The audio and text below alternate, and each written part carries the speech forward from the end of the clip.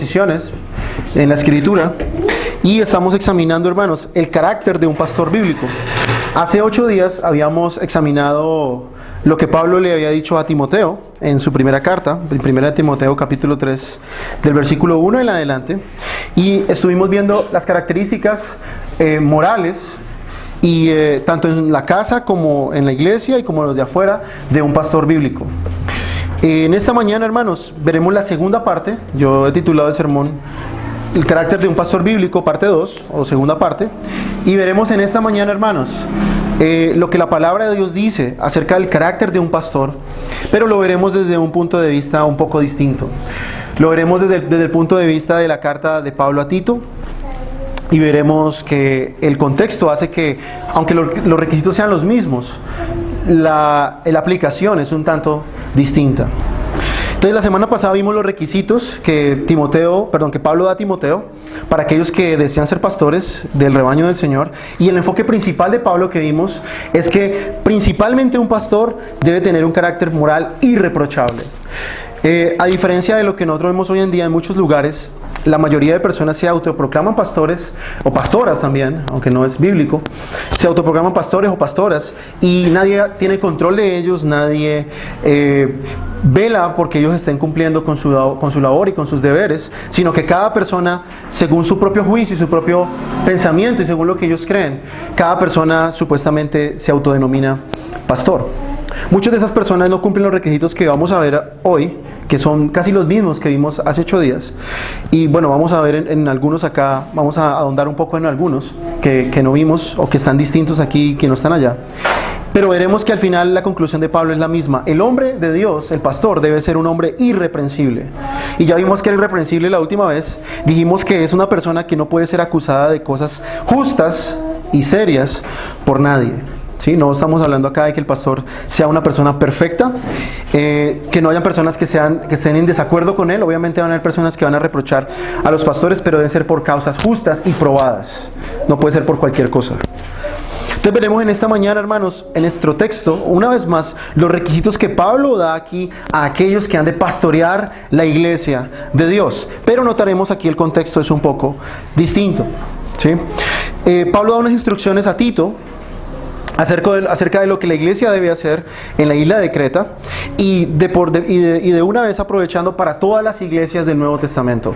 Ninguna iglesia, hermanos, está exenta a pasar o a obviar estos requisitos que vamos a ver en esta mañana. Ninguna iglesia, por más cantidad de personas que tenga, no importa la influencia que ellos tengan en el mundo, sin importar cuánto dinero tenga esta iglesia, mejor dicho, sin importar cualquier cosa, la iglesia debe examinar a sus líderes. ¿Por qué? Porque es de suma importancia. La iglesia es el reflejo de su liderazgo. Eso lo dijimos la vez pasada. Si el pastor ama las escrituras y las toma en serio, la iglesia tomará la Biblia en serio. Si el pastor es un hombre amable que ama a la gente, la iglesia por lo general será una iglesia amable y que también ama a la gente. Entonces es suprema importancia, hermanos, que hayan hombres piadosos y hombres que tengan un carácter moral irreprochable y sean hombres irreprensibles para el liderazgo de la iglesia local. Ahora, vamos a entrar un poco en el contexto de esta carta de Tito. Y es de suma importancia entender, porque muchas de las iglesias que vemos en Creta, o de las que Pablo habla aquí en Creta, estas iglesias habían sido plantadas hace muy poco tiempo. Muy poquitos meses habían transcurrido, y algunos dicen que quizás Pablo no fue a Creta, sino que Tito, como emisario de Pablo, había empezado a hacer la obra en esta isla, y muchas de estas personas habían creído y habían empezado a crear pequeñas iglesias. Ahora, hay que entender, hermanos, que en el Nuevo Testamento las iglesias no es como lo que nosotros entendemos hoy día. Las iglesias no eran instituciones, no eran un local así como este y que tenían letreros y que tenían nombres, no. Las iglesias, hermanos, por lo general, en el Nuevo Testamento, en la era apostólica y en los primeros siglos, la iglesia eran iglesias en casas. Los hermanos se reunían en la casa de algún otro hermano y compartían las escrituras, cantaban algunos salmos o algunos himnos y compartían entre ellos. Ese era más o menos el estilo de la iglesia en el Nuevo Testamento en los primeros siglos. Entonces, Vemos nosotros aquí que Pablo está supremamente preocupado por lo que está pasando en la isla de Creta. Algunas personas en la isla de Creta, o los cretenses, como ustedes pueden leer ahí mismo en la carta en su casa, eran hombres moralmente terribles, eran personas moralmente malas, eran personas que vivían en un ambiente supremamente pecaminoso. Y para añadir un poco a esto también, en la isla de Creta habían personas judías. Como ustedes saben, el judaísmo se extendió por muchos lugares. El judaísmo se extendió después de que muchos de esos judíos habían sido desterrados de Jerusalén y se empezaron a llenar a muchos lugares de Europa, y dentro de ellos habían llegado a la isla de Creta.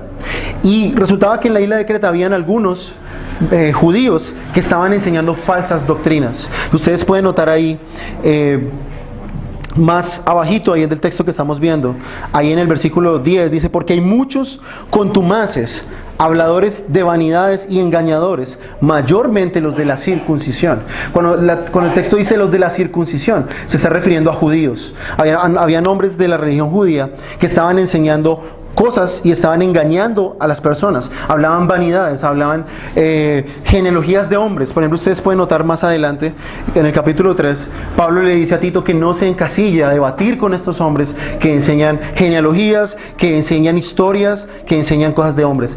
Es más, los judíos de hoy en día, hermanos, ustedes lo pueden saber, muchas de estas personas ni siquiera creen lo que la Biblia misma enseña. Muchos de ellos se han ido tras las fábulas de libros como el Talmud, como la Mishnah, como la Gemara, libros que son humanos, hechos por hombres, escritos por hombres, la tradición escrita y oral de sus rabinos. Y mucho de estas enseñanzas para esos judíos de hoy en día, que mucha gente tiene en alta estima como si fueran personas de otro planeta, muchas enseñanzas van en contra de las mismas escrituras. Es más, si ustedes buscaran en el Talmud, se hablan cosas horribles acerca de Jesús.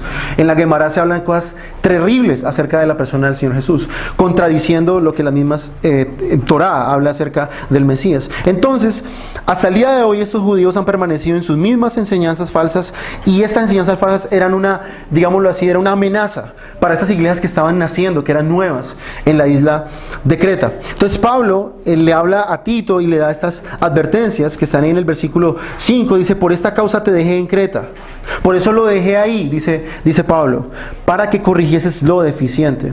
Había muchas deficiencias en las iglesias y había muchas deficiencias en la cultura de Creta.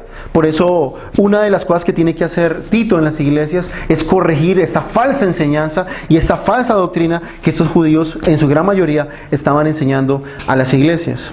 Ahora, ¿quién es Tito? Tito es uno de los convertidos de Pablo, es uno de los discípulos de Pablo, es uno de los compañeros de trabajos de Pablo y de sufrimiento.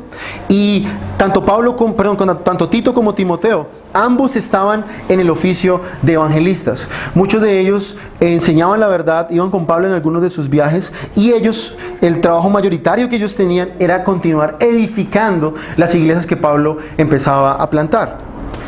Y poner en orden, obviamente, también lo que faltaba en ellos. Digámoslo así, que ellos eran viceapóstoles, digámoslo así, en un sentido misionero, no en un sentido como lo ven hoy en día la gran mayoría de supuestos apóstoles, sino que eran hermanos que trabajaban en la obra del Señor, y eran hombres que estaban bajo la dirección de los apóstoles, hacían lo que los apóstoles le decían, como vemos en la carta de Tito y en primera de Timoteo y segunda de Timoteo. Eran hombres que no hacían lo que querían, sino que seguían las órdenes, digámoslo así, las instrucciones que Dios daba a través de sus apóstoles. Si nosotros vamos en la Biblia, se nos habla de Tito. Ahí obviamente en Tito 1.4 se dice que es un hijo de Pablo en la fe. En 2 de Corintios 2.13 se dice que es su hermano en la fe. En el mismo 2 de Corintios capítulo 8 se nos dice que es el compañero y ayudante de Pablo. Dice también la escritura que Tito subió a Jerusalén con Pablo y era muy familiar, era muy conocido por los hermanos en la iglesia de Corinto. De hecho, lo querían mucho en la iglesia de Corinto. Y probablemente Pablo lo envió muchas veces a esta ciudad. Dice también ahí en 2 de Timoteo 4.10 que Tito había ido con Pablo, habían estado en Roma y ellos habían entrado con él también en un lugar que se llama Dalmacia. Después de ahí no se habla más de Tito, son las referencias que hay que hay de él, se dice que Tito no era un pastor como tal, sino que era más bien como un supervisor de muchas iglesias, como fueron muchos hermanos en ese tiempo, porque la iglesia estaba naciendo, muchas obras se estaban abriendo, y estos hermanos, que eran, digámoslo así, viceapóstoles, tenían esta función de ordenar hermanos, ordenar ministros en cada una de estas ciudades, en cada una de estas iglesias que se abrían en cada una de estas ciudades. Entonces, eso es más o menos la reseña de Tito. ¿Quién era este hombre? Era un hombre sufrido, esforzado, ayudante de Pablo, un hombre que sufrió muchas penalidades junto con él, fueron a muchos lugares y era una persona muy amada por el apóstol Pablo. Entonces Tito no era cualquier persona. Y entonces a él, ahí en el versículo 5, y vamos a empezar con nuestro texto en esta mañana, veremos 2 puntos. Ahí en el versículo 5 veremos la ocasión de estos requisitos, o la ocasión del carácter, qué es lo que Pablo le dice a Tito que él debe hacer. Y en segundo lugar veremos cuáles son los requisitos de un pastor bíblico en este contexto de Tito. Vemos que es totalmente diferente. En 1 de Timoteo, muchas iglesias quizás ya llevan años de ser pastoreadas, y por eso ustedes van a notar que los requisitos que hay aquí son en algunos puntos diferentes a los requisitos que hay en 1 de Timoteo capítulo 3.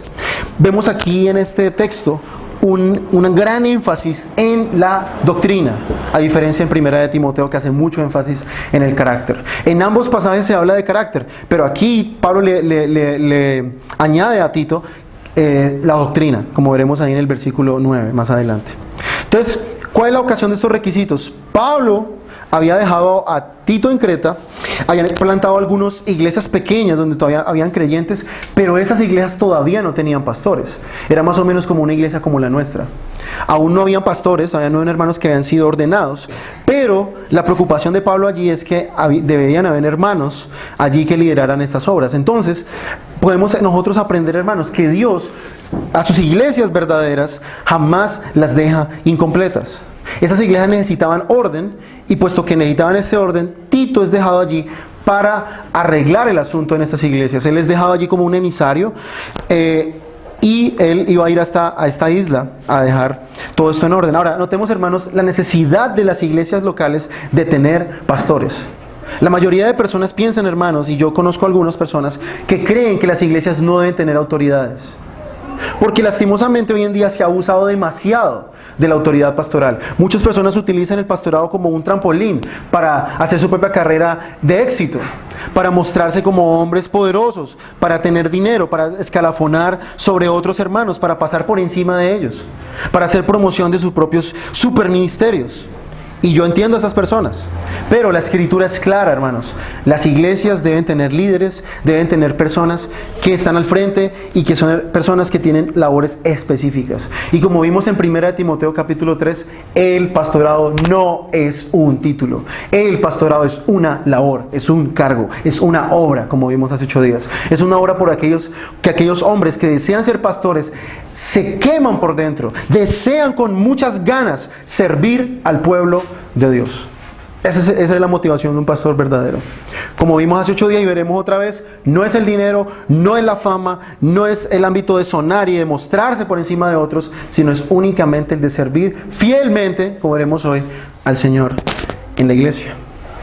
Dice el versículo 5, por esta causa te dejé en Creta, para que corrigieses lo deficiente. Ya vimos que lo deficiente, la falsa doctrina de los judíos por un lado, que estaba amenazando las iglesias, y por otro lado, la conducta de algunos de estas personas en Creta, que eran personas moralmente terribles. Y dice, estableces ancianos en cada ciudad, así como yo te mandé. Notemos también que Pablo utiliza aquí la palabra establecer, que es la palabra que en griego se puede traducir también como ordenar. Y Pablo, notemos aquí en el texto, dice, estableces ancianos en cada ciudad. Eso nos habla de la pluralidad de ancianos en la iglesia local, hermanos. La iglesia, hermanos, no debe ser manejada por un solo hombre. La Biblia nos enseña claramente que en cada iglesia deben haber ancianos, deben haber pastores, deben haber varios hombres y sobre todo, obviamente, varones que lideren la iglesia local. ¿Por qué? Porque muchas veces, hermanos, hemos visto, y eso es lo que está probado muy fácil por la experiencia, las iglesias de hoy en día nacen y siempre se piensa que toda iglesia debe tener un solo pastor o tienen copastores. Esa palabra es muy famosa hoy en día, copastores. Y generalmente los copastores son personas que están también bajo el liderazgo de este pastor supremo o esta figura de cabeza mayor de todos los otros pastores. Pero hermanos, en la Biblia no vemos eso en ningún lado. Vemos el liderazgo de hombres como Pedro, de hombres como Santiago, cuando la iglesia estaba en Jerusalén, pero ellos no eran mayores que los demás apóstoles o mayores que los demás pastores. La pluralidad de ancianos, hermanos, se establece entre varios hermanos y todos estos hermanos deben ser de igual importancia y de igual nivel entre los hermanos. No existe un pastor mayor que otro, hermanos, en todo el rebaño de Dios. No importa si un pastor lleva más años que otro en la fe o lleva más años de experiencia en el ministerio pastoral. Todos los pastores, a la hora de votar, por cualquiera que sea un asunto en la iglesia local, todos tienen la misma autoridad y todos deben tener el mismo poder, el mismo voto. Ese cuento de que yo soy el pastor senior de la iglesia, el pastor mayor de la iglesia, y los otros son los pastorcitos de Belén. Hermano, eso no existe. Eso no existe en la Biblia. Todos los hermanos son iguales, y todos los pastores tienen la misma responsabilidad delante de Dios y la misma nivel. No existen los copastores en la iglesia. Entonces, Pablo nos da a entender aquí que hay una pluralidad pastoral. ¿Y qué pasa con la pluralidad pastoral, hermanos? Esto evita muchos problemas en la iglesia local. Nosotros vemos, hermanos, hoy en día que las iglesias hacen lo que les place a los pastores. Los pastores, cuando quieren, organizan eventos, se inventan doctrinas, sacan gente, meten gente y los ordenan supuestamente para servicios, no examinan a las personas, bueno, dicho, hacen y deshacen y no hay quien los controle. Hermanos, cuando hay varios pastores en una iglesia, un pastor no puede hacer lo que le da la gana. Cuando hay varios pastores en una iglesia, este pastor debe rendir cuentas a los demás pastores. Por eso es tan importante la figura plural de ancianos. Algunos eruditos dicen que lo ideal de una iglesia es tener 3 pastores. Porque ¿qué pasa si hay 2? Bueno, probablemente estos 2 discuten y cada uno se va por su lugar y divide la iglesia. Generalmente es bueno tener 3 porque el tercero o se irá a un lado de uno o ese tercero será neutral y ayudará a mediar entre los otros 2 pastores. Ustedes pueden notar en la escritura cuando Pablo se separó de Bernabé por una discusión que ellos tuvieron. Y cada uno se fue por su lugar. Aunque no pasó en una iglesia, pero vemos que los siervos de Dios a veces pueden tener disputas entre ellos o pueden tener desacuerdos y cada uno puede irse por su lado. Entonces es muy importante en la iglesia local siempre mantener la unidad. Entonces, para velar por la unidad y por la salud de la iglesia local, para que los hombres no se enseñoreen de la iglesia, deben haber una pluralidad de ancianos, debe haber una pluralidad de pastores. Entonces Tito iba a poner orden en las iglesias y cómo iba a saber qué tipo de hombres debería pastorear la iglesia de Dios. Y así él poner este orden dentro de la iglesia. Bueno, Pablo les da aquí un estándar. Pablo le da el perfil que deben llenar los hombres de Dios. Así como vimos hace 8 días, Dios ha establecido los requisitos que deben llenar aquellos aspirantes al servicio pastoral. No es cualquier persona. Y como vamos a notar aquí en el texto, y lo vimos hace 8 días, digámoslo así en porcentajes, los dones son solamente el 10 al 15%. El otro 85% es su carácter. Lo más importante es su carácter. Pero lastimosamente en la iglesia de hoy es más importante los dones que el carácter. ¿Cierto? Entonces Dios es un Dios de orden. Él ha designado hombres para que establezcan orden en la iglesia de Dios. Y Dios no deja su obra inconclusa, sino que Él envía hombres que son dones a su iglesia para que la iglesia pueda funcionar como Dios lo ha diseñado. Entonces estos pastores tienen una función principal. Y si ustedes recuerdan, la función principal de un pastor, ¿cuál es? Alimentar, apacentar al rebaño de Dios. ¿Por medio de qué? De la predicación y la enseñanza de las Escrituras primariamente. También hay otras formas de pastorear el rebaño de Dios por medio de la consejería, por medio de la oración, por medio de la amonestación, la exhortación. Pero principalmente, hermanos, es la enseñanza, la exposición y la aplicación de las verdades bíblicas que conforman las Escrituras. Como vimos hace 8 días, Pablo utilizaba la palabra obispo, que significa supervisor. O sea, la principal labor de un pastor es supervisar a los hermanos, pero no como el jefe de una empresa, sino supervisar en el sentido de que los hermanos deben velar por la salud espiritual y, cuando sea necesario, material de los hermanos de la iglesia. Cuando hablamos de pastorear, queremos decir que el hermano, el pastor, debe supervisarlos, debe cuidarlos, debe amonestarlos cuando es necesario, cuando ellos pecan, debe disciplinarlos, debe exhortarles en amor a hacer buenas obras y debe animarles también en la fe. Ahora, ¿por qué Dios pone pastores con este corazón y con este deseo? Hermanos, porque el pueblo de Dios para Dios es muy precioso. El pueblo de Dios le costó la misma sangre de su Hijo Jesucristo. Dios no va a poner en manos de cualquier hombre a su pueblo. Y por eso vemos tantas iglesias y tantos hombres hoy sufrir como sufren por causa de hombres impíos y descalificados que están en el lugar de pastores.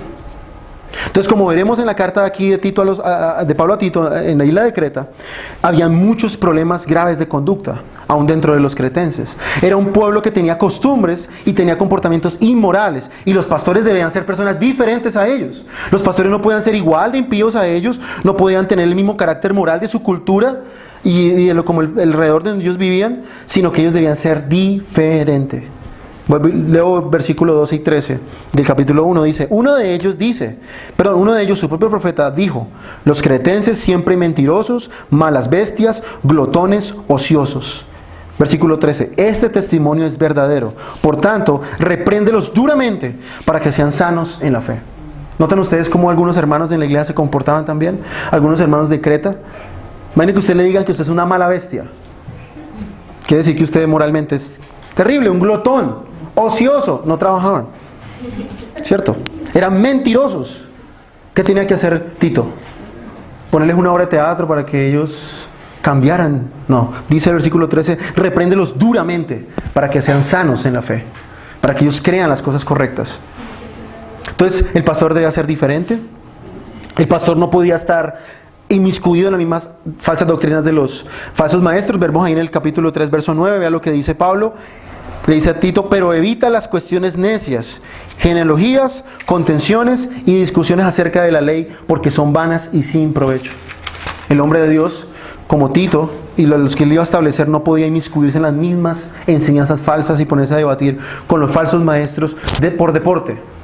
¿Sí? Obviamente el hombre de Dios debe ser un hombre firme en la fe, pero no puede tener el debate y la contienda por deporte. Bueno, no tengo nada que hacer, voy a ir a picar la lengua allí a los testigos de Jehová un rato. A ver, como no tengo nada más que hacer, voy a ir a armar contienda con ellos. No, hermanos. Dice la Escritura que el hombre de Dios debe huir de estas cuestiones necias. Entonces, viendo ahí en el versículo 5 el contexto, vamos a entrar a los requisitos del pastor. Y lo primero que notemos aquí, hermanos, es que los requisitos no son los mismos que están en 1 Timoteo en su gran mayoría, son requisitos complementarios a los de 1 Timoteo capítulo 3. Y aquí se tocan tres esferas de la vida del pastor. Primero, su vida familiar, su vida moral y, a diferencia del otro que vimos dentro de la iglesia, veremos la doctrina bíblica. Entonces, lo primero que dice Pablo en versículo 6, el que fuere irreprensible. Ya ustedes deben saber a estas alturas qué es ser irreprensible. Irreprensible, como dijimos, es aquella persona que ninguna persona en su familia, ni en la iglesia, ni aun los inconversos tienen nada malo con causa justa que decir de él. ¿Sí? Es alguien a quien no se le puede reprochar nada. Y ojo, esto no es perfección, es madurez espiritual. Es un hombre maduro en la fe. Entonces, todo pastor y toda persona que anhela ser pastores y anhela estar en el pastorado, un varón, debe ser un hombre irreprensible moralmente. Por eso ustedes notan, hermanos, que no solamente esas son para el pastor. Esto es para todos los hermanos en la iglesia. Todo cristiano debe ser irreprensible. ¿Sí? Porque a veces como que estudiamos esto. Bueno, el hermano que aspira a ser pastor, él puede ser el que tiene que ser irreprensible. Yo puedo ir como yo quiera. No, hermanos, estas características deben estar en todos los cristianos. Y ya lo veremos por qué. Entonces vemos que es irreprensible, luego dice marido de una sola mujer. Y como vimos hace 8 días, ¿a qué se refiere? A la fidelidad matrimonial del pastor o el aspirante al pastorado. El pastor debe tener, o el aspirante a pastor, debe tener ojos únicamente para su mujer. La única mujer que lo enamora, que lo desvela, debe ser su esposa. Él no puede estar pensando por ahí en las modelos que ven las revistas, o la mujer que pasó por la calle, o la fulana que trabaja con él, y él, vive pensando en fulanita, o se vive imaginando otras cosas. Porque muchos pueden estar casados, hermanos, en el papel, Pero en su vida, en su corazón, ellos comparten su corazón con otras mujeres. Y ustedes, como saben, esto no es solamente de los pastores, de todos los varones casados cristianos. Todo varón debe tener un solo corazón para su esposa, solo ojos para ella. Él la ama, él la cuida, él la sustenta y le da su lugar como su cónyuge. A eso se refiere aquí marido de una sola mujer. En otras palabras, nadie puede reprochar nada malo del matrimonio de estos hermanos. Deben tener un matrimonio ejemplar. Ejemplar. Entonces, es supremamente importante. Y como ya dijimos en el sermón pasado, no necesariamente tiene que ser casado. Puede ser un hombre soltero, pero el hombre soltero, ¿qué debe hacer? Y es más difícil para él si él no tiene el don de continencia. Él debe no inmiscuirse con las hermanas en juegos o en cosas con ellas, a jugar, vamos a ser novios a ver qué pasa, y vamos a ver si nos casamos y no, pues no, un hombre que es candidato al pastorado no puede hacer eso. Debe ser un hombre, como decimos nosotros, y le he dicho a algunos hermanos, el nombre de Dios va a la fija. El nombre de Dios, cuando pone los ojos en una mujer, es porque Él sí quiere casar con ella. No para ver qué pasa, vamos a hacer un experimento, a ver qué ocurre. No, y los hombres solteros que aspiran al pastorado deben ser hombres de una pureza sexual. Deben ser hombres puros también. Entramos a un segundo requisito, y vemos que en su familia Él debe ser marido de una sola mujer. Y en segundo aspecto dice el texto, marido de una sola mujer, y tenga hijos creyentes que no estén acusados de disolución ni de rebeldía. Bueno, acá hay una gran controversia, hermanos, porque la mayoría de personas, o algunos, entienden aquí en este texto que los hijos de los pastores deben ser personas salvas. Y deben ser personas que profesan la fe. Porque a primera vista pareciera que el texto dijera eso. Deben ser niños creyentes. La pregunta sería, ¿yo no podría ser pastor si tengo un niño de 3 meses? ¿Cómo va a pasar que un niño de 3 meses es salvo? Es imposible. De hecho, quizás no sea salvo. ¿Qué pasa si mi hijo tiene 3 años? No puedo saber con certeza si es salvo. ¿Me descalifica esto para ser pastor? No, hermanos. El texto en el griego original, a lo que se refiere aquí la palabra creyente, también se puede traducir como confiable o digno de confianza. La palabra pistos en griego. Y a lo que se refiere aquí Pablo, es que el hermano, los hijos del hermano que aspira a ser pastor deben ser personas confiables, deben ser personas en las cuales se pueden confiar. En otras palabras, estas personas deben respetar la autoridad de su papá. Ahora, ¿por qué lo vemos así? Porque el texto dice en el griego disolución, y disolución en el griego es rebeldía. Es un sinónimo de rebeldía, y vemos que está contrario a creyente. O sea, en español no se puede entender así, pero si usted ve en el griego, la palabra creyente y la palabra disolución son contrarias. Entonces, por el contexto podemos dar a entender que no se refiere a que sean salvos, porque de hecho eso daría a entender que el papá es el que tiene que salvar a los hijos, y eso niega las escrituras, porque sabemos que ningún hombre puede salvar a otro hombre, ni hacerlo salvo, sino se refiere a confiable. Entonces, aquí los hijos del pastor deben ser niños o deben ser jóvenes o adultos que estén bajo la autoridad de su padre. El pastor debe ser alguien que tiene el control de su casa, el control de sus hijos. Él debe ganarse el respeto de sus hijos, aun si estos no son creyentes. Entonces, ¿qué quiere decir con esto? Que si el papá es pastor, su hijo debe ir a la iglesia aunque no sea creyente. ¿Por qué? Porque mientras esté bajo la autoridad de su papá, el niño debe hacer, o el joven debe hacer lo que el papá dice. Entonces, el hijo del pastor no puede ser acusado de ser un rebelde, no puede ser acusado de ser un niño obstinado y ser un niño terco. Pero, ¿qué pasa si el niño de verdad es así? Puede que el pastor tenga 4 hijos, y de esos 4 hijos, uno es bien terco y los otros 3 son bien obedientes. ¿Descalificaría esto al pastor de una vez, de una forma automática? No. Lo que la iglesia debe pensar es, ¿qué está haciendo el pastor bíblicamente para tratar con el carácter de su hijo? Entonces, ¿qué dice la escritura? Que Dios crea a los niños, y en algunos pasajes de la Biblia, creo que en Proverbios, dice que algunos seres humanos son como un potro salvaje, son de un ímpetu fuerte. Entonces, ¿qué pasa? Cuando los pastores ven estas actitudes en sus hijos, lo que ellos deben hacer es aplicar la disciplina bíblica. Y lo que se quiere decir aquí es que desde muy temprana edad, desde que son niños, los pastores deben ejercer disciplina a sus hijos. Puede que el hijo del pastor sea terco, y puede que sea un niño terco, pero no lo descalificaría de una forma automática. Si el pastor se queda de brazos cruzados y él no hace nada, sí lo descalificaría, pero el pastor lo que debe hacer es bíblicamente aplicar sobre este niño la disciplina de acuerdo a la necesidad de cada niño. Si el niño es un niño difícil, la pregunta de la iglesia sería: ¿cuál es la actitud del pastor con este niño terco? ¿Se queda de brazos cruzados y no hace nada? En ese caso el pastor ya estaría descalificado. Pero si el pastor se enfrenta al niño y le aplica disciplina, el pastor está siendo obediente al mandato bíblico que está en Efesios de instruir y disciplinar a los niños en el temor del Señor. Entonces no descalificaría de una forma automática, siempre y cuando el pastor tenga las riendas de sus hijos. Entonces los pastores, hermanos, también deben ser ejemplos de crianza piadosa en la disciplina e instrucción a los hijos. Si un pastor ha de enseñar a la iglesia, primero él debe enseñar la verdad en su casa a sus hijos. Él debe modelar también la verdad para ellos y disciplinarles cuando sus hijos pecan también. Un ejemplo claro en la Biblia está el sacerdote Elí, en 1 Samuel capítulo 2. Nosotros vemos al sacerdote Elí, que era un hombre que servía en el tabernáculo del Señor, y tenía 2 hijos que eran sacerdotes y se llamaban Omni y Finés. Y dice la escritura que en el capítulo 2 de 1 Samuel, que estos muchachos pillos, vivos, se acostaban con las mujeres que cuidaban la entrada del tabernáculo. Imagínense eso, se acostaban con ellos. Y dice la escritura ahí en 1 Samuel capítulo 3, en el capítulo siguiente, que Dios iba a juzgar a Elí y a sus hijos y ellos iban a morir. Dice 1 Samuel 3, 12 al 13.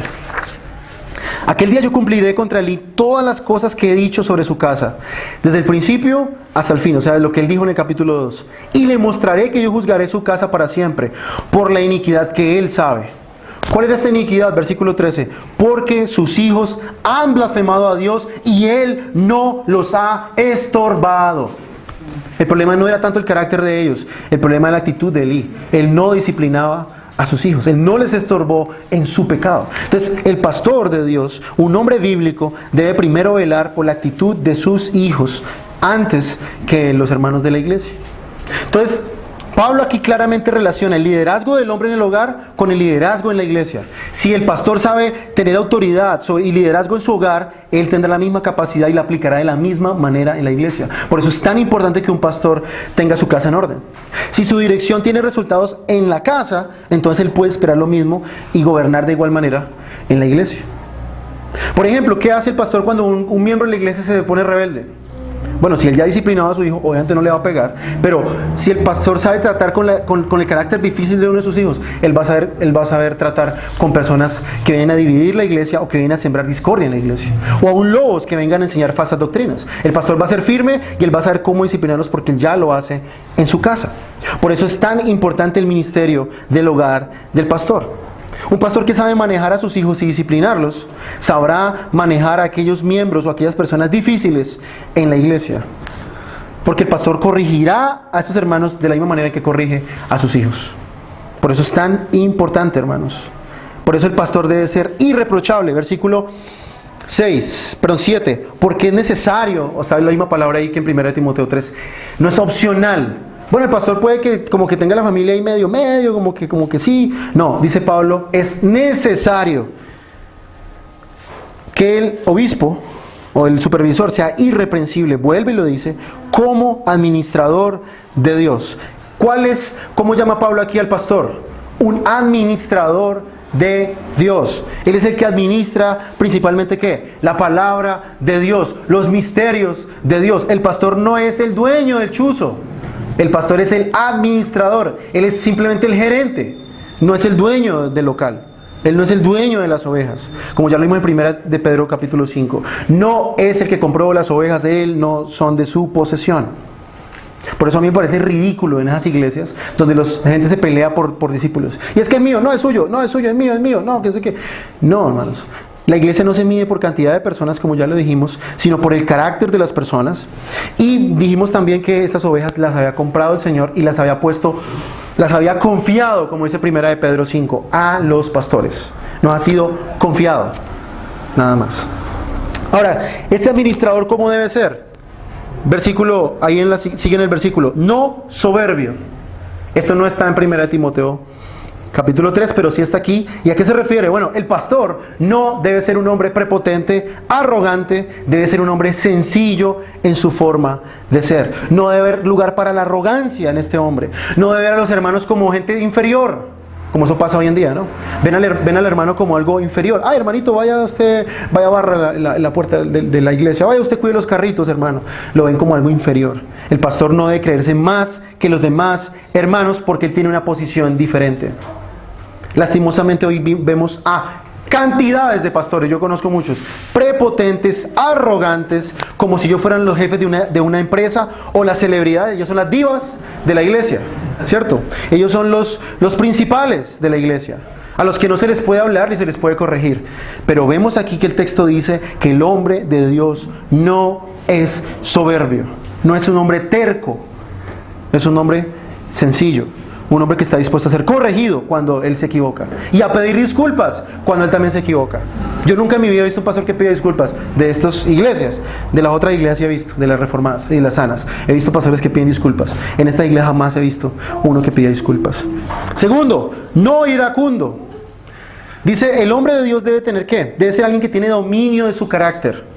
Debe ser un hombre que tiene control de sus emociones. La palabra que se usa aquí en griego es orgilón y da a entender que el hombre de Dios no es un hombre colérico, no es un hombre que se enciende con nada, se molesta con nada.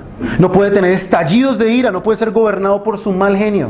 Él debe controlar su mal carácter, debe controlar sus emociones, debe controlar su ira, debe controlar todo ese tipo de cosas. No puede ser un hombre iracundo. Lastimosamente en las iglesias se ve mucho eso. Pastores que cogen a la gente y la gritan como si ellos fueran quién sabe qué, o los tratan como quieren y se dejan llevar de cólera y ¡ah! No, hermanos, no es eso. No debe ser iracundo. Siguiente dice, no dado al vino, y esto ya lo dijimos la vez pasada. El hombre de Dios no puede ser un hombre que sea adicto al alcohol. Puede consumir alcohol, no es prohibido en la escritura, pero él no debe abusar de eso. Así como cualquier cosa, no puede abusar de la comida, no puede abusar del sueño, no puede abusar del alcohol, no puede abusar de nada de esto. Entonces el pastor no debe ser un borracho o que pueda ser acusado de borracho. Entonces el pastor no puede ser así. Siguiente, no pendenciero. La palabra pendenciero es el problema de las traducciones, es un español más antiguo. Se podía traducir como no peleonero. Y ya eso lo vimos también la vez pasada y se refería a ¿qué? A que el pastor no arregla las cosas a los golpes. El pastor no dice, hermanito, está muy rebelde. Bueno, venga a ver. No, hermanos, no hay lugar en la iglesia para eso.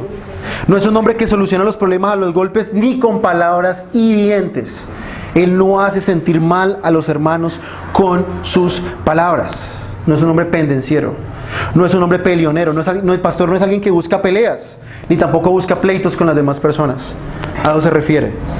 Debe ser un hombre calmado. Siguiente, no codicioso de ganancias deshonestas. Esto ya lo vimos la vez pasada y lo vimos también en Primera de Pedro. Y noten que hay 3 pasajes ahí que ya hacen mucho énfasis en el manejo y las motivaciones del dinero. El hombre de Dios no puede amar el dinero, ni su motivación debe ser meterse a de pastor para ver si me gano, me hago lo de la casita, me hago lo de un carro, a ver si es que me puedo comprar un buen traje, me gano un buen nombre, a ver si por fin puedo construir y cambiar el piso de la casa. No, hermanos, el pastor no se mete al ministerio por un deseo monetario económico. Obviamente el pastor puede vengar un salario de la iglesia, pero no es su motivación, no es su prioridad. A él no le interesa el dinero. Siguiente, versículo 8, sino, en vez de eso, hospedador. Y eso lo vimos la vez pasada. ¿Qué significa hospedador? Que él es amigo de extranjeros, como dice en el griego, filóxenos, amigo de extranjeros. Entonces el hombre de Dios, como vimos la vez pasada, él debe tener su casa abierta. ¿Para quiénes? Para los hermanos. Él debe tener su casa siempre dispuesta para ellos. El pastor debe ser alguien que pueda acoger a los hermanos en su casa. Y ya vimos puros calificaciones negativas, ahora veremos las positivas del carácter moral del pastor. Versículo 8, sin hospedador, amante de lo bueno. ¿A qué se refiere aquí amante de lo bueno? Hay 4 ahí, dice amante de lo bueno, prudente, justo, santo, dueño de sí mismo. Primero, cuando hablamos de aquí que amante de lo bueno, es que esta persona, obviamente es claro, pues ama las cosas que son buenas conforme a la palabra de Dios. Y sobre todo, este es un hombre que ama la bondad y está dispuesto a hacer bien a los demás. Siempre. Es un hombre que está dispuesto a hacer el bien a los demás. Él ama lo bueno. Dice prudente. ¿A qué se refiere prudente? Bueno, que este hombre no va a ir a contar ahí los problemas de los hermanos, a publicarlos en Facebook. No, hermanos.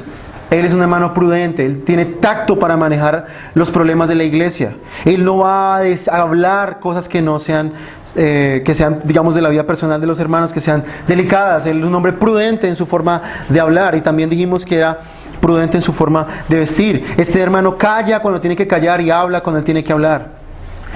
Cuando hablamos de prudencia también significa que este hombre toma decisiones bíblicas. Su mente está gobernada por las Escrituras. Él no toma decisiones así por emociones de un día para otro. No, hermanos, es un hombre que toma decisiones bíblicamente. Luego dice justo. ¿A qué se refiere justo? Esto no está en el otro texto. Justo quiere decir que este hermano no es un hermano parcial. Es que estos hermanitos tienen dinero. Estos hermanitos hay que ir a la casa y a visitarlos. El hermanito pobre, ni para qué voy por allá. Ese hermano no tiene ni que darme ni una guapanela que ofrecer. No, hermanos, el hombre de Dios debe ser un hombre justo. Él trata con equidad. Él no discrimina a la gente por su posición social ni por su dinero. Y él tiene una buena reputación de rectitud e integridad en su trato con los demás. A eso se refiere a justo. El hombre de Dios debe ser un hombre que honra su palabra. Él dice sí, sí y no, no. Y él debe cumplir con su deber social con los demás hermanos. Es un hombre íntegro con las personas, con sus relaciones con los demás. Él no puede decir una cosa y luego dar a entender otra. Él no puede prometer algo y luego decir otro, como por ejemplo ayer, y con todo respeto, y presto un poco lo que me dijo Andrés ayer. Una señora que es supuestamente la pastora de una iglesia, hizo una rifa, le sacó plata a Andrés, y resulta que la rifa era como de 100,000 pesos para una moto, y la señora se llevó la plata y se desapareció. Ni la moto, ni la plata, ni nada, nada. A eso se refiere a justo. Una persona que dice algo y luego sale con otro cuento. Justo significa que este hermano tiene una rectitud en la vida pública. La gente lo puede reconocer a él como una persona seria en su trato con los demás. Luego dice, santo. ¿A qué se refiere aquí santo? Bueno, el hombre de Dios, y esto es fundamental, el hombre de Dios tiene una comunión con el Señor. Es un hombre que ora, es un hombre que aprende las Escrituras, es alguien que muestra devoción hacia Cristo. Es un hombre que se ve que él ama al Señor, que él dedica su tiempo a conocer las Escrituras y tiene una relación con Dios. Y obviamente que eso depende de lo que sigue, dueño de sí mismo. Pues si el hombre ora, si el hombre aprende las Escrituras, medita en ella, pues obviamente ese hombre va a tener dominio de sí mismo. Un hombre piadoso, dice acá. Se puede traducir ahí en el griego. Vive en el temor de Dios. Y obviamente como vive en el temor de Dios, pues este hombre agrada a Dios con su comportamiento y tiene dominio de sí mismo. Entonces hasta ahí, hermanos, vemos las características morales. Vemos que es un estándar bien alto para los que desean ser pastores. Vamos a ver ahora, en tercer lugar, versículos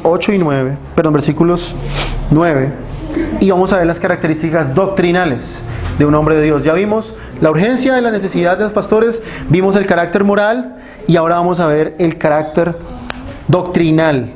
Versículo 9, retenedor de la palabra fiel, tal como ha sido enseñada. Aquí, hermanos, en este punto, casi todos los pastores se caen, hermanos. Porque hoy en día ninguno está enseñando la palabra fiel tal cual como ha sido enseñada.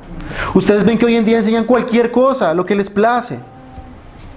Entonces el pastor debe ser alguien que enseña la sana doctrina que está en las Escrituras. ¿Por qué? Porque hoy cualquiera enseña lo que le place. Una vez vi un video de un hombre predicando el himno nacional, hermanos. Se lo pueden buscar en internet. Y entonces decía ahí, inmarcesible. Inmarcesible es, ¿qué significa? Así que las palabras del que está en la cruz. ¿Sí ve? El Señor Jesús. O sea, la Biblia no le alcanza, necesita el himno nacional para predicarlo. Imagínense. Un hombre así no puede ser un pastor. Es un hombre que no predica lo que quiere, sino que enseña las Escrituras. Un pastor calificado, un hombre que ha sido llamado, es un hombre que es fiel y celoso de la verdad bíblica. Él no le vive prestando oídos a las falsas enseñanzas. Uy, salió la nueva versión del G12. Uy, vamos a meter eso en la iglesia. No, hermanos, eso no sirve.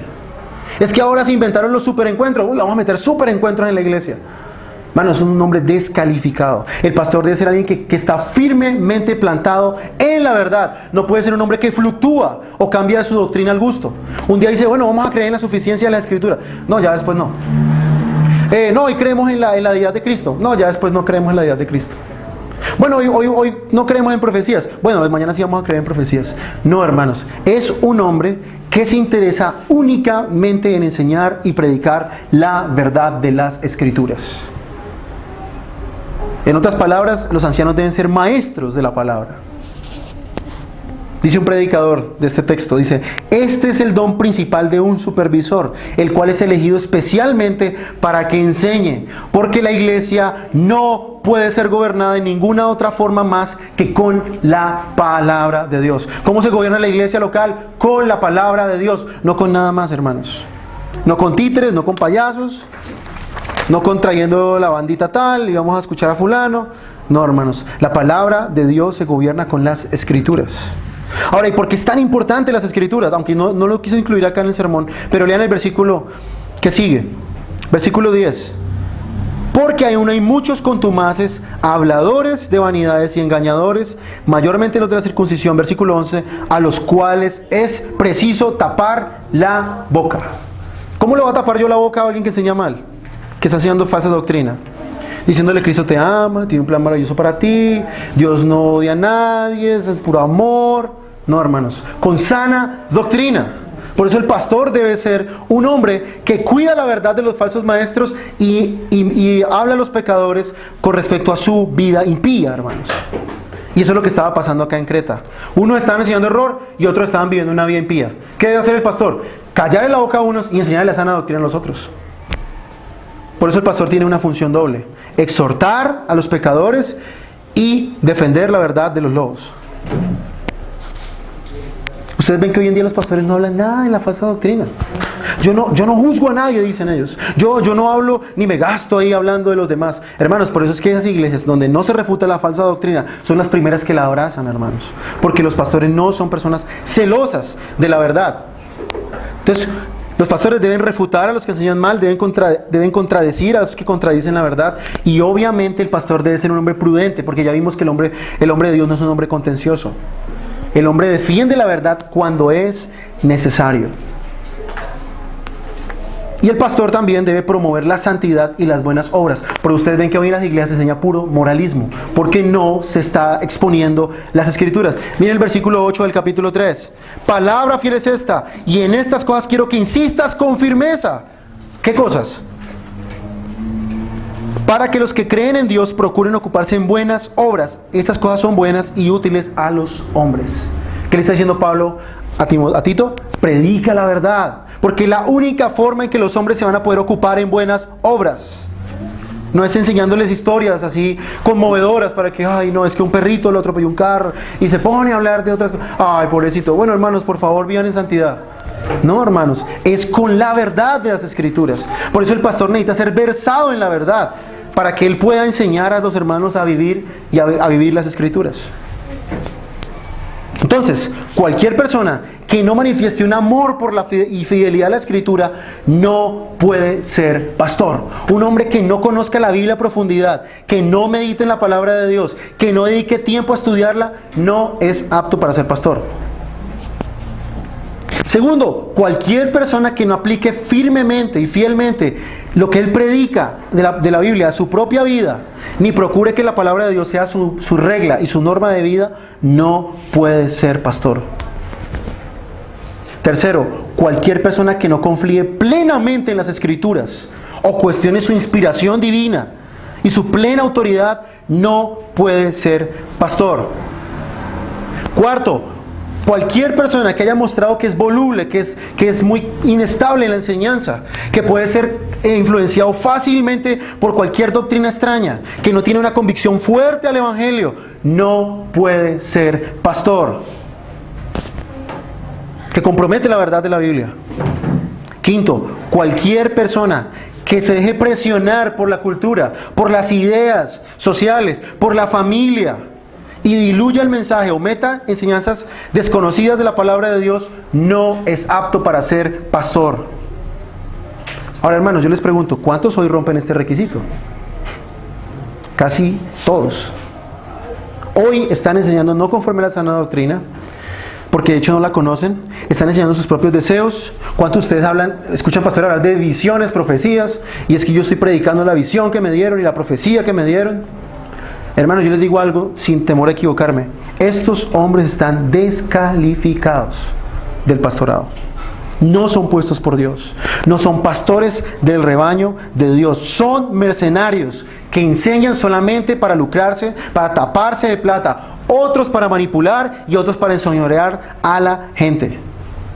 No son hombres de Dios. Ahora, ¿qué tan importante, hermano, es proclamar la verdad? Vamos a ver algunos pasajes rápidamente de la importancia de la proclamación fiel y la transmisión fiel de la verdad.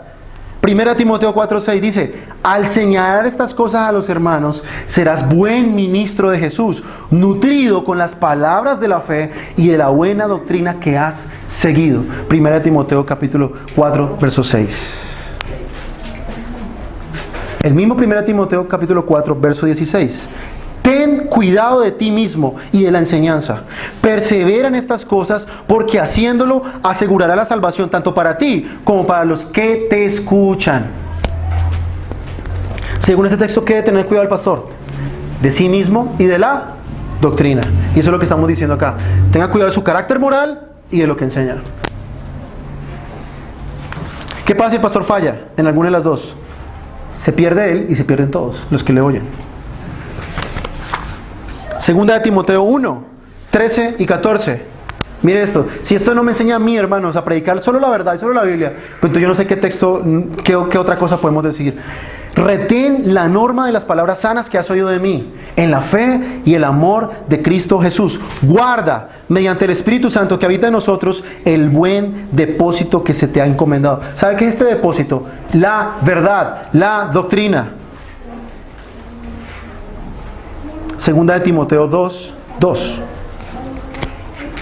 Lo que has oído de mí en la presencia de muchos testigos, eso encarga a hombres fieles que sean idóneos para enseñar también a otros. ¿Cuántas personas se nombran en este pasaje? 4. Lo que has oído de mí, en presencia de muchos, encarga a hombres fieles que sean idóneos de enseñar a otros hombres. Si ven que la verdad se transmite, no viene por revelación, se transmite de hombre a hombre. ¿Cómo nos llegó la Biblia a nosotros? ¿Cómo nos llegó una sana doctrina? Porque unos hombres enseñaron a otros, esos enseñaron a otros, y así. No es por revelaciones divinas. Segunda de Timoteo 3, 10 y 14. Tú has seguido mi enseñanza. Y verso 14, persiste en las cosas que has aprendido. Y un último pasaje, 2 Timoteo 4, 2. Te encargo solemnemente, predica la palabra con paciencia e instrucción. Hermano, después de leer esto, dígame si no es importante para un pastor predicar solo la palabra de Dios. Supremamente importante. Entonces, hermano, el hombre que no se somete a la enseñanza de Cristo y no las transmite fielmente, no es un pastor. No importa si la iglesia tiene 1000 personas, 2000, 3000, 4000. Hermano, la cantidad no importa. El pastor no tiene el derecho de buscar nuevas enseñanzas. No tiene derecho. Ya sean por su propia invención o encontradas de otro lado. El pastor tiene una responsabilidad, según esos pasajes. Debe transmitir lo que él ha recibido y aplicarlo a su vida y a los hermanos. Por eso vemos, hermanos, que dice retenedor de la palabra fiel como ha sido enseñada, para que también pueda exhortar con sana enseñanza y convencer a los que contradicen. ¿Cómo yo voy a enseñar exhortar a los hermanos a la sana enseñanza si no conozco la Biblia? Si no la tomo como algo precioso. ¿Cómo hago para convencer a los que contradicen, hermanos? Con mis argumentos. Es que yo creo, es que a mí me parece, es que como que pues que yo opino. No, hermanos, dice la Biblia que el pastor es un hombre que cuida la verdad, él exhorta a los hermanos con sana enseñanza y convence a los que contradicen con la verdad de las Escrituras. Por eso les digo, hermanos, piensen cuántos supuestos ministerios están descalificados solo por este requisito. Si usted o si un varón no quiere enseñar la verdad como está escrita, no es apto para ser pastor. Entonces, no tengan temor de estos hombres y mujeres que dicen ser pastores, apóstoles, profetas, evangelistas, no sé qué. No tengan miedo. Son simplemente personas que están tomando un lugar que no les pertenece. Entonces, vamos a hacer unas últimas aplicaciones, con esto termino. ¿Qué aplicaciones tenemos otra vez de esto? Primero, los candidatos al pastorado deben orar que estos requisitos estén más y más en ellos. Hermanos, créanme que yo tiemblo cuando predico estas cosas. Yo tengo temor, hermano. Y yo me creo que el hermano Robinson también. Tenemos temor al ver todas estas cosas que están aquí. El estándar para ser un pastor es muy alto, hermanos. Por eso los que son pastores son un don dado por Dios a la iglesia. Es por la gracia de Dios. Segundo, el pastorado no es cualquier cosa, hermanos. Lastimosamente la gente lo ve como una cosa insignificante, una cosa secundaria. El pastor es el ejemplo de vida cristiana en la iglesia local. Tercera aplicación de este pasaje: la verdad es muy importante para el pastor. No debe estar inmerso en otras cosas, sino aprender más y más y más de las Escrituras y mejorar para poder dar el alimento espiritual a la iglesia. Es su labor. No entretener las ovejas, enseñarles. Otra aplicación, y esta es muy importante, y es el propósito por el cual estoy predicando esta serie de sermones. La iglesia debe conocer bien la Escritura para saber escoger hombres sanos y piadosos que serán una bendición a la iglesia local. ¿Qué pasa si ocurre lo contrario?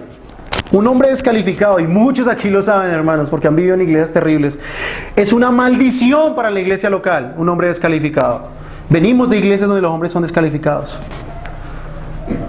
Debemos examinar su conducta moral, debemos ver cómo se porta con su familia, debemos ver cómo maneja la palabra de Dios, debemos ver si enseña bien y con claridad. Por eso dice 1 Timoteo 3 que sea apto para enseñar. Quiere decir que él enseñe la verdad de una forma clara, entendible, que él pueda persuadir a los hermanos a las buenas obras a través de la enseñanza. Hermanos, que Dios conceda a esta iglesia tener pastores conforme a su corazón, conforme a su palabra, y que hayan dentro de esta iglesia varones que en vez de correr al ver esto y tengan miedo, tengan el deseo de ser pastores y servir también al pueblo de Dios, hermanos. No olvidemos que es una buena obra, es una noble obra, como dice Pablo en 1 Timoteo 3. Vamos a orar.